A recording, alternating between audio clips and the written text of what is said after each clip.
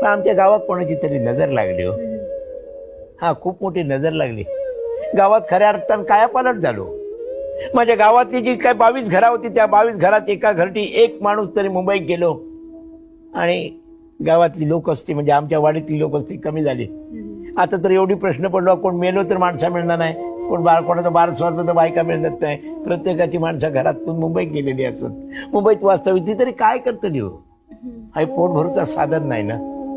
आमच्या कोकणात उद्योग खूप असत, साधना खूप असत, पण लोकांना ती कळत नाही का आपण काय करणार सांगा. खूप प्रयत्न केलो आम्ही. आता रेल्वे येईल, उद्या विमान येईल, गाडी धावतात रस्त्यावरून. आणि ह्या कोकणातली लोक असत ना, ती समृद्ध होण्याच्या मागे लागलेली असत, पण मुंबईत रवलेले त्यांचे जे चाकरमानी असत ते अजून त्यांचं धीर होणार नाही, कोकणात येऊन स्थायिक होतो. या दृष्टीने मी कोकणातल्या माझ्या